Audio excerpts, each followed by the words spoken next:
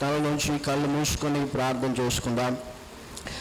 పరలోకమందున మా తండ్రి, మీ పరిశుద్ధమైన నామమును బట్టి మిమ్మల్ని స్తుతిస్తున్నాం. ఈ సమయమందు మీ వాక్యమును ధ్యానిస్తూ ఉండగా ఈ వాక్య ధ్యానము మా ఆత్మీయ జీవితాలకు దీవెనకరముగా ఆశీర్వాదకరముగా చేయమని, అదేవిధంగా మీ వాక్యమునందు ఆశ్చర్యమైన సంగతులను చూచున్నట్లు మా కన్నులను తెరవమని యేసు క్రీస్తు నామమున ప్రార్థిస్తున్నాను తండ్రి, ఆమేన్. ఈ దినము మన ధ్యానాంశం ఏంటంటే, దేవుడు మానవుని ఎందుకు సృష్టించాడు, what is the purpose of man అన్నటువంటిది దేవుని వాక్యంలో ఉండి మనం చూద్దాం. యెషయా గ్రంథము 43వ అధ్యాయం 7వ వచనాన్ని ఒకసారి చదువుదాం. నా మహిమ నిమిత్తము నేను సృజించిన వారిని, నా నామము పెట్టబడిన వారందరినీ తెప్పించును,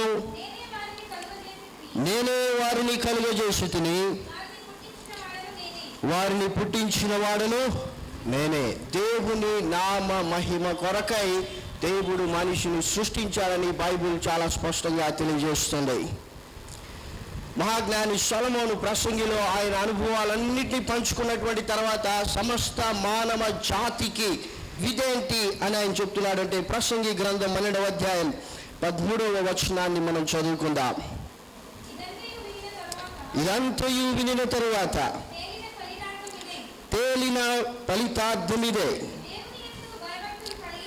దేవుని యందు భయభక్తులు కలిగి ఉండి ఆయన కట్టడలను అనుసరించి నడుచుచుండవలెను. మానవ కోటికి ఇది ఏ విధి. ఒక మనిషి దేవుని వాక్యాన్ని అనుసరించడానికే దేవుడు మనిషిని సృష్టించాడు. So what is the purpose of man అని మనం ఆలోచన చేస్తే, దేవుడు అంటున్నాడు, నేను నా మహిమ నిమిత్తమై మనిషిని సృష్టించాను. ఇక్కడ జ్ఞాని దేవుని యొక్క వాక్యాన్ని అనుసరించడమే మనిషి జీవితంలో దేవుని యొక్క ఉద్దేశము అని ఆయన చెప్తూ ఉన్నాడు. చాలాసార్లు మన జీవితంలో దేవుని యొక్క ఉద్దేశం ఏంటో మనకు అర్థం కాదు. న్యాయాధిపతుల గ్రంథం 9వ అధ్యాయం 8వ వచనం నుండి 15వ వచనం వరకు మనం చూస్తే, ఇక్కడ మనకు 3 విధములైనటువంటి చెట్లు మనకు కనిపిస్తాయి. 3 చెట్ల మధ్య జరుగుతున్నటువంటి సంభాషణను ఇక్కడ మనం చూస్తాం. చెట్లన్నీ మాట్లాడుకున్నాయి ఏంటంటే, మనకు ఒక రాజు కావాలి కాబట్టి ఇప్పుడు చెట్టు వెళ్ళి ఒలీవ చెట్టును అడుగుతుంది. ఒలీవ చెట్టు, నీవు మా మీద రాజుగా ఉంటావంటే ఒలీవ చెట్టు అంటుంది. న్యాయాధిపతుల గ్రంథం 9వ అధ్యాయం 9వ వచనాన్ని మనం చూస్తే, మమ్మును ఏలుమని ఒలీవ చెట్టును అడుగగా ఒలీవ చెట్టు దేవునిని మానవులను దేని వలన నరులు సన్మానించుదురో ఆ నా తైలము నీయక మాని చెట్ల మీద రాజునయుండి ఇటు అటు ఊగుటకు నేను వచ్చేదనా అని వాటితో అనెను. ఇక్కడ ఒలీవ చెట్టు దేవుని యొక్క పర్పస్ ఆ చెట్టు జీవితంలో ఏంటో గ్రహించింది. ఆ చెట్టుకు ఒక ఆఫర్ వచ్చింది ఏంటంటే, నీవు ఈ యొక్క అరణ్యంలో ఉన్నటువంటి చెట్లన్నిటి మీద ఒక రాజుగా ఉండాలి. అయితే ఈ ఒలీవ చెట్టు అంటుంది, దేవుణ్ణి మనుషుల్ని ఏ తైలముతో అయితే సన్మానిస్తారో ఆ తైలమును ఇయ్యకుండా మానివేసి నేను ఎలా రాజుగా ఉండగలనని ప్రశ్నిస్తోంది. వాడు మన లైఫ్లో దేవుని చిత్తాన్ని, దేవుని ఉద్దేశాన్ని మనం మానివేసి చాలాసార్లు చాలా పనులు చేయడానికి ముందుకు వెళ్ళిపోతూ ఉంటాం. ఇది ఒక మంచి ఆఫర్ ఆ చెట్టుకి. ఏంటంటే, చెట్లన్నిటిపైన రాజుగా ఉండడం అనేటువంటిది ఒక హోదాకు సంబంధించినటువంటిది, ఒక ఆకర్షణీయమైనటువంటిది. అయితే కూడా ఈ చెట్టు ఆ చెట్టు యొక్క పర్పస్ని అది అర్థం చేసుకున్నది. అందుకే అంటుంది, దేవుడు నన్ను ఎందుకు నియమించాడంటే దేవుణ్ణి మనుషుల్ని సన్మానించడానికి తైలమును నేను ప్రొడ్యూస్ చేయాలి. That is god's purpose in my life. కాబట్టి ఇప్పుడు నేను ఒక రాజుగా నేను ఉండడానికి వీలు కాదు. ఎందుకంటే రాజుగా ఉండాలంటే నేను ఇటు అడ్డు ఊగుతూ నేను ఆ జీవితాన్ని ముగించేయాలి అని ఈ యొక్క ఒలీవ చెట్టు గుర్తించింది. కాబట్టి మన లైఫ్లో దేవుని ఉద్దేశాన్ని మనం గుర్తించేంత వరకు ఇటు అటు తిరుగుతూనే ఉంటాం. ఎందుకు మన జీవితంలో ఒక గురి లేదు, ఎందుకు మన జీవితంలో ఒక స్థిరత్వం లేదు, ఎందుకు మన జీవితంలో మనం తప్పిపోతున్నామంటే ఒకటే కారణం, నీ లైఫ్లో దేవుని యొక్క పర్పస్ నీకు తెలియదు. ప్రతి వస్తువు ఒక పర్పస్ కొరకు తయారు చేయబడింది. అయితే మనిషి దాన్ని మరొక పర్పస్ కొరకు కూడా ఉపయోగిస్తున్నాడు. అక్కడే సమస్య ప్రారంభమవుతుంది.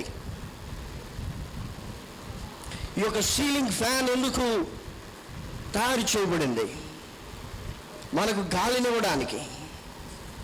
అయితే మనిషి దాన్ని ఎలా ఉపయోగిస్తున్నాడంటే ఉరి వేసుకోవడానికి కూడా ఉపయోగిస్తున్నాడు. ఈ మైక్ యొక్క ఉద్దేశం ఏంటంటే మాట్లాడుతున్నటువంటి మాటలు మరీ బిగ్గరగా మీకు వినిపించడానికి, అంతేగాని వాక్యం వినకుండా ఎవరైనా వెళ్ళిపోతే మైక్ వారిపైన విసిరివేయడానికి కాదు. కాళ్ళకు ముళ్ళు గుచ్చుకోకుండా, ఎండ తగలకుండా, మురికి అంటుకోకుండా చెప్పులు తయారు చేయబడింది. అయితే మనుషులు చెప్పులతో కొట్టుకోవడానికి కూడా వాటిని ఉపయోగిస్తున్నారు. కాబట్టి మన లైఫ్లో ఎందుకు దేవుడు మనల్ని కలుగజేశాడు అన్నటువంటి పర్పస్ మనం అర్థం చేసుకోకపోతే మన జీవితము ఇటు అటు తిరుగుతూనే ఉంటుంది. ఇక్కడ ఈ ఒలీవ చెట్టు అంటుంది, దేవుని పర్పస్ నా లైఫ్లో ఇది, దీన్ని నేను ఎలా మానివేయాలి? దీన్ని నేను మానివేయలేను. ఎందుకంటే the only purpose in my life ఏంటంటే దేవుణ్ణి, మనుషుల్ని సన్మానించేటువంటి తైలాన్ని ప్రొడ్యూస్ చేయడమే. కాబట్టి నీ లైఫ్లో దేవుని యొక్క పర్పస్ ఏంటంటే నీవు ఏమి చేసినా నీ జీవితము దేవునికి మహిమకరంగా ఉండాలి. హల్లెలూయా. దానికి మించినటువంటి మరొక పర్పస్ లేదు. ద ఓన్లీ రీజన్ దేవుడు నిన్ను కాపాడి ఇంతవరకు ఇంకా సజీవ లెక్కలో ఉంచి భూమి మీద మనిషిగా జీవించేటువంటి కృపను నీకు ఇచ్చాడంటే నీ జీవితము, నీ మాటలు, నీ క్రియలు, నీ చేష్టలు ఇవన్నీ దేవునికి మహిమకరంగా ఉండాలి. నీ జీవితం మహిమకరంగా ఉండాలంటే ద ఓన్లీ వే ఏంటంటే ఇక్కడ మహాజ్ఞాని అంటున్నాడు, దేవుని వాక్యాన్ని నీవు అనుసరించక తప్పదు. రెండవదిగా మనం చూసినట్లయితే రెండవ చెట్టు దగ్గరికి ఆ చెట్లన్నీ వచ్చాయి. 11వ వచనం, అంజూరపు చెట్టు చెట్ల మీద రాజునయుండి ఇటు అటు ఊగుటకు నా మాధుర్యమును నా మంచి ఫలములను నేనియక మానుదునా అని వాటితో అనెను. కాబట్టి అంజూరపు చెట్టు దగ్గరకు వచ్చాయి. అంజూరపు చెట్టుకు ఒక ఆఫర్ ఇస్తున్నాయి. ఏంటంటే నువ్వు మా మీద రాజుగా ఉండమంటే అంజూరపు చెట్టు అంటుంది, నేను దాన్ని ఎలా చేయగలను? దేవుడు నన్ను ఎందుకు నియమించాడంటే నేను మాధుర్యముగా ఉండడానికి. దేవుడు నేను ఒక వ్యక్తిగా ఎందుకు సృష్టించాడంటే నీవు భూమి మీద దేవుని చేత రక్షింపబడినటువంటి, దేవుని చేత ప్రత్యేకించబడినటువంటి ఒక జనముగా గుర్తింపు పొందాలని, నీవు ఫలించాలని దేవుడు నిన్ను సృష్టించాడు. ఈ అంజూరపు చెట్టు అంటూ ఉంది, నేను మాధుర్యంగా ఉండాలని దేవుడు నన్ను సృష్టించాడు, నేను మంచి ఫలాలు ఇవ్వాలని దేవుడు నన్ను సృష్టించాడు. కాబట్టి ఈ పనిని నేను ఎలా మానివేయగలను? ఒకవేళ నీ జీవితంలో దేవునికి మహిమకరంగా నీ జీవితం లేకుండా ఆగిపోయిందేమో, మానేశావేమో దేవునికి మహిమకరంగా ఉండడం. అయితే దేవుని యొక్క పర్పస్ అది నీ జీవితంలో కానే కాదు. దేవుడు ఎందుకు ఇశ్రాయేలీలను ఎన్నుకున్నాడంటే, ఎందుకు దేవుడు ఇశ్రాయేలును ప్రత్యేకించాడంటే, ఎందుకు క్రీస్తు సంఘాన్ని తన స్వరక్తంతో సంపాదించాడంటే ద ఓన్లీ రీజన్ ఈ లోకానికి మనము ప్రత్యేకించబడినటువంటి వారిగా కనిపించడానికి. ఒకవేళ ఈ లోకంలో నీవు ప్రత్యేకించబడినటువంటి వ్యక్తివిగా గుర్తింపు పొందకపోతే నీ జీవితంలో దేవుని పర్పస్ను నీవు ఇంకా అర్థం చేసుకోలేదు. ఈ లోకానికి నీకు ప్రత్యేకత కనిపించకపోతే, నీ మాటల్లో, నీ క్రియల్లో, నీ చేష్టల్లో, నీ నడవడికలో ఒక ప్రత్యేకత నీ జీవితంలో లేకపోతే నీవు దేవుని యొక్క ఉద్దేశాన్ని ఇంకా అర్థం చేసుకోలేదు. దేవుని యొక్క ఉద్దేశం నీ జీవితంలో నెరవేర్చబడడం లేదు. సరే, 3వ చెట్టు దగ్గరికి వెళ్దాం. 13వ వచనం, ఆ దేవునిని మానవులను సంతోషపెట్టు నా ద్రాక్షారసమును నేను ఇయ్యక మాని చెట్ల మీద రాజునై ఉండి ఇటు అటు ఊగుటకు నేను వచ్చేదినా అని వాటితో అనెను. ఇప్పుడు ద్రాక్ష చెట్టు దగ్గరికి ఈ చెట్లు వచ్చాయి. ద్రాక్ష చెట్టు అంటుంది, నా లైఫ్లో దేవుని యొక్క పర్పస్ ఏంటంటే నేను దేవుణ్ణి సంతోషపెట్టడానికి. చూడండి, 3 చెట్లు చెప్తున్నాయి మేము ఆ పనిని ఎలా మానివేయగలుగుతాం. ఎందుకంటే దేవుని పర్పస్ మా లైఫ్లో అదే, కాబట్టి మేము దాన్ని మానివేయలేము, ఇటు అటు తిరగలేమని ఇవి చాలా స్పష్టంగా తెలియజేస్తున్నాయి. మన జీవితంలో ఒకవేళ ఇటు అటు ఇంకా తిరుగుతూ ఉంటే, పాపంలో పడిపోతూ తిరిగి ఆత్మీయ జీవితంలో నిలబడుతూ తిరిగి పడిపోతూ తిరిగి నిలబడుతూ ఉన్నటువంటి స్టేటస్ ఉంటే అది దేవుని ఉద్దేశం కానే కాదు. నీ లైఫ్లో దేవుని మహిమ కొరకు నీవు సృష్టించబడ్డావు. దేవుణ్ణి స్తుతించడానికి నీవు సృష్టించబడ్డావు. దాని తర్వాత మనం చూస్తున్నాం 15వ వచనాన్ని మనం చూద్దాం. ముండ్ల పొద, మీరు నిజముగా నన్ను మీ మీద రాజుగా నియమించగోరినాడలా రండి, నా నీడను ఆశ్రయించుడి, లేదా అగ్ని నాలో నుండి బయలుదేరి లెబానోను దేవదారు చెట్లను కాల్చివేయునని చెట్లతో చెప్పను. చివరికి ఇవి ముండ్ల పొదల దగ్గరికి వెళ్ళాయి. ఇప్పుడు ముండ్ల పొదలు అంటూ ఉన్నాయి, మేము మీ మీద రాజుగా ఉంటాం. ఈ యొక్క ముళ్ళ పొదలు అన్నటువంటివి ఇతర చెట్లకు హాని కలిగించడానికే ఇవి వచ్చాయి. వీటికి కూడా ఒక పర్పస్ ఉంది. ఇవి మొలవడానికి కూడా ఒక కారణం ఉంది. ఏంటంటే ఆదికాండంలో మనం చూసినట్లయితే 3వ అధ్యాయము 17-18 వచనాలు. ఆయన ఆదాముతో, నీవు నీ భార్య మాట విని తినవద్దని నేను నీకు ఆజ్ఞాపించిన వృక్ష ఫలములను తింటివి గనుక నీ నిమిత్తము నేల శపింపబడి ఉన్నది, ప్రయాసముతోనే నీవు బ్రతుకు దినములన్నీ దాని పంట తిందువు. 18వ వచనం, అది ముళ్ళ తుప్పులను గచ్చ పొదలను నీకు మొలిపించును, పొలములోని పంట తిందువు. దేవుడి వాక్యంలో మనం చూస్తున్నాం ఎందుకు ఈ యొక్క ముళ్ళ పొదలు తుప్పలు మొలిపించబడ్డాయంటే మనిషి చేసినటువంటి పాప కారణాన్ని బట్టి నేల శపించబడింది. గమనించండి, మనిషి చేసినటువంటి పాపాన్ని బట్టి దేవుడు మనిషిని శపించలేదు. దేవుడు ఆది నుండి మనిషిని ప్రేమిస్తూనే ఉన్నాడు. ఆది నుండి దేవునికి మానవుని పట్ల ఉన్నటువంటి పర్పస్ ఒకటే, ఏంటంటే మనిషి దేవుని మహిమపరచాలి. ఎలా మహిమపరచాలంటే ఆయన వాక్యాన్ని అనుసరించడం ద్వారా. కాబట్టి ఇప్పుడు మనిషి చేసినటువంటి పాపాన్ని బట్టి నేల శపించబడింది. అందుకోసమనే ఈ యొక్క ముండ్ల పొదలు భూమిలో నుండి మొలిచాయి. ఈ యొక్క ముండ్ల పొదలు ఇప్పుడు ఏమనుకుంటున్నాయంటే అవి ఒక మనిషి జీవితాన్ని నడిపించడానికి, లేకపోతే ఒక మనిషి జీవితానికి రాజుగా ఉండడానికి, ఒక మనిషి పైన అధికారము కలిగి ఒక మనిషిని నడిపించడానికి ఈ యొక్క ముళ్ళ పొదలు ఇప్పుడు ఇష్టపడుతూ ఉన్నాయి. యేసు ప్రభువు వారు అన్నారు మత్తయి సువార్తలో 13వ అధ్యాయం 22వ వచనంలో, ముళ్ళ పొదలలో విత్తబడినవాడు వాక్యము వినువాడే గాని ఐహిక విచారమును ధనమోహమును ఆ వాక్యమును అణిచివేయును గనుక వాడు నిష్ఫలుడవును.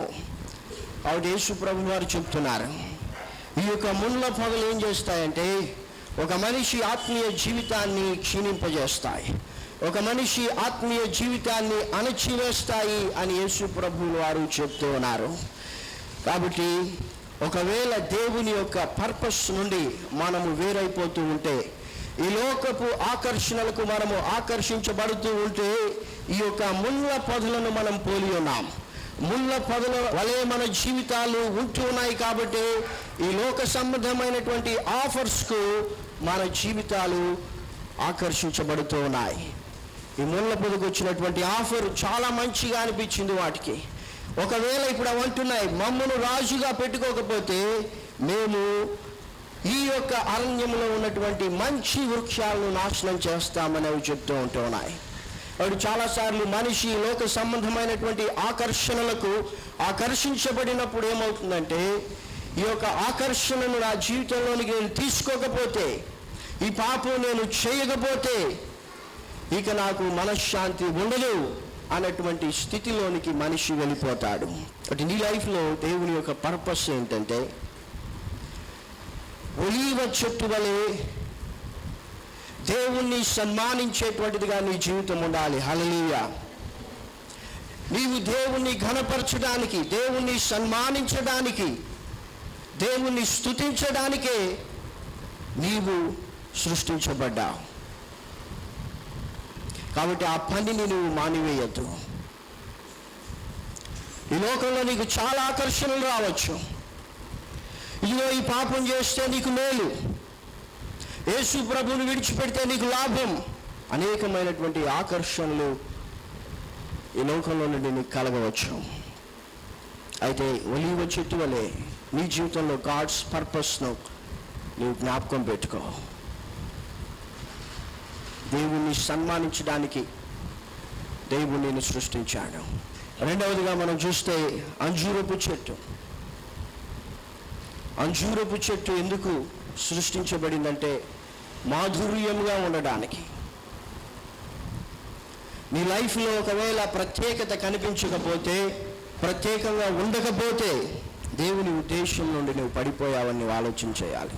చివరిగా ద్రాక్ష చెట్టు మనం చూస్తున్నాం.